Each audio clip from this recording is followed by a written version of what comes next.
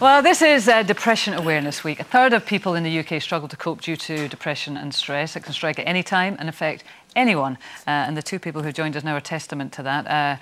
Former professional footballer and commentator Clarke Carlisle and author Rachel Kelly, who have both suffered with it. Welcome to you both, Rachel and Clarke. Thanks for coming.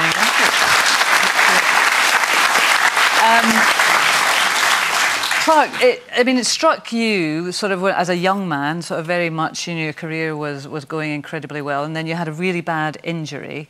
Tell us what events that then triggered. Yeah, mine had a discernible trigger, that we can trace it back to. I moved down to Queen's Park Rangers as a 20-year-old man. My career was burgeoning. I'd just been selected for England under-21s. And then I had a significant knee injury, which ultimately kept me out for 2 years. I had virtually a full reconstruction. But at the time, the surgeon said that I might not be able to walk without a stick again. And I didn't have the wherewithal to cope with that. Football was everything for me at the time. It was my identity. It was why my parents were proud, why people loved me, why anyone wanted to spend time with me. And when that was taken away, my whole world collapsed. So I tried to commit suicide. I mean, any young man's world would collapse at that point, because that's a terrible thing to happen at that point in your career. But how does that move from that to well, not just contemplating suicide, you did actually attempt suicide?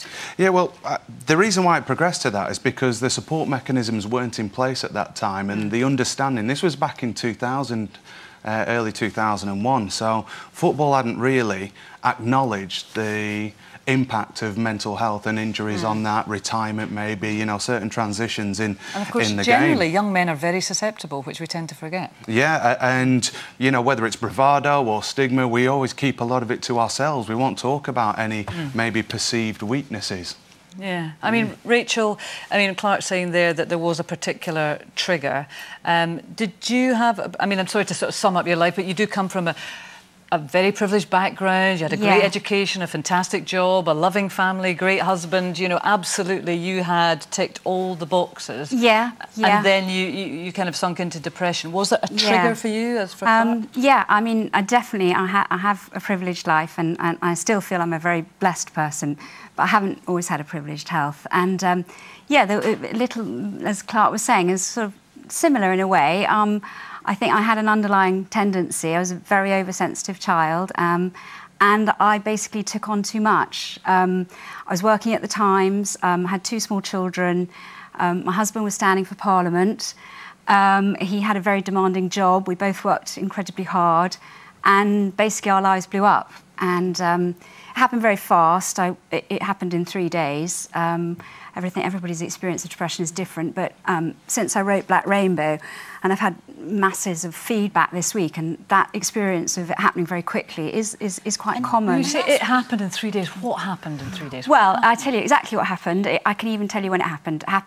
It started about 6 o'clock. I started to get sort of palpitations. I started having feeling really weird, like I was sort of having trouble to breathing. My heart started to race, and then basically I stayed up all night. I couldn't get to sleep. I couldn't settle. My worries were multiplying. It was like a skater that, like the tracks of the skater were going deeper and deeper. I was going round and round and round, and I was worried about getting back to work, and I was worried about the children. I was worried about my husband, and I just got more and more worried, and I felt more and more ill. And I woke. I didn't actually wake up. I probably, I don't know. I felt like I'd hardly slept at all, and anyway, it just got worse and worse and worse. The physical symptoms got stronger and stronger. And actually, in Black Rainbow, I wanted to explain that depression has very strong physical symptoms and is extremely physically painful. Yes. Yeah, and that's one of the things, the feedback since I published the book, is that I'm not alone. A lot of people find that they have really painful physical symptoms. And I too was suicidal, because it wasn't that I didn't have a nice life. I did have a nice life, but I was in this physical agony.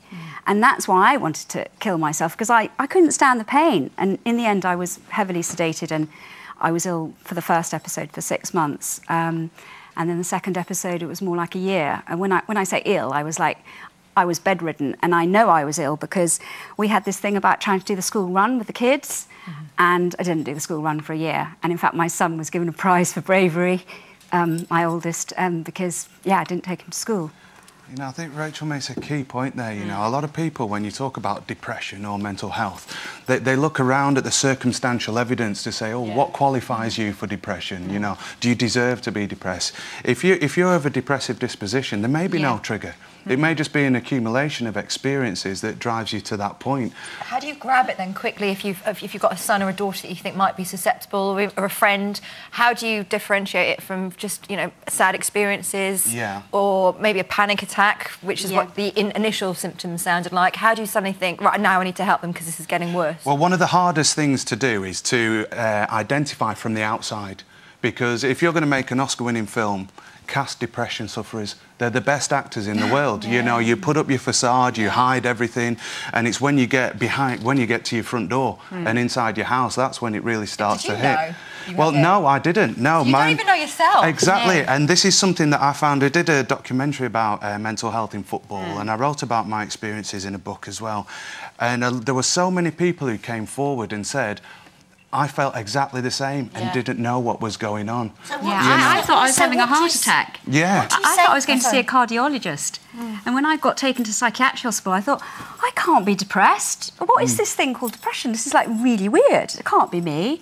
You know, it was really, just as you say. Well, there's somebody that's very close to me that I'm convinced is suffering from depression, and I just don't have any idea how I tackle that with them. What would have got you there sooner to realising that you were ill?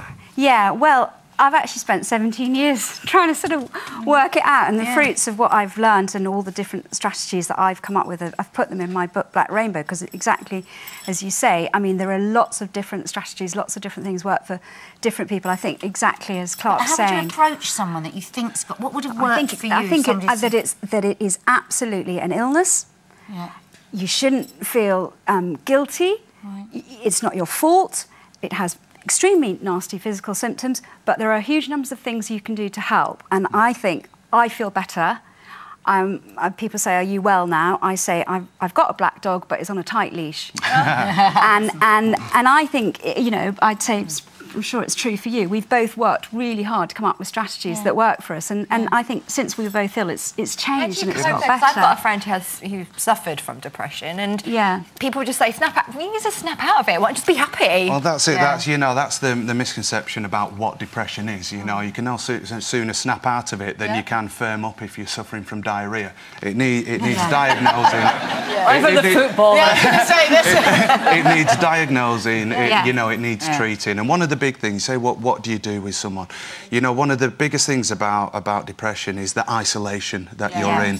And all you need is contact to engage with people. And Depression Alliance, they set up the friendsinneed.co.uk website, which is perfect because they're there. People network and get in touch who are feeling just like you are. You're not alone, you know, whatever your circumstance is. And that's one of the fallacies of depression, that you're on your own. You know, no one wants to know. People want to know. Seriously. Yeah, and they understand. You don't have to justify where you're at. You know, people know where you're at because they're feeling the same, and it really connects people together. This thing of sharing is completely brilliant. That's why it's brilliant to do this programme, because I think this thing that if it happens and we can share, and I'm working with, I've got a particular thing that people think's a bit mad, but I find poems very helpful, consoling poems.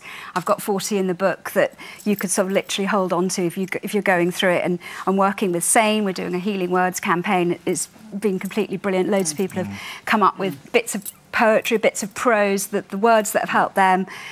Working on a postcard campaign with another charity, United Response. It's a postcard of hope, and you write on your postcard like the phrase that's helped you, and then you email it to a friend in need, and it's all the similar thing. It's feeling connected. You're not alone. It's a massive problem. Listen, I'm glad to say that you're going to take part in a Facebook chat after this programme, so thanks very much for doing that. If you'd like to have any questions to Rachel, please do go onto our Facebook page. Thank you so much, Clarke and Rachel, for coming in today. If you've been affected by anything that we've discussed here today, go to our website on information on organisations that might be able to help.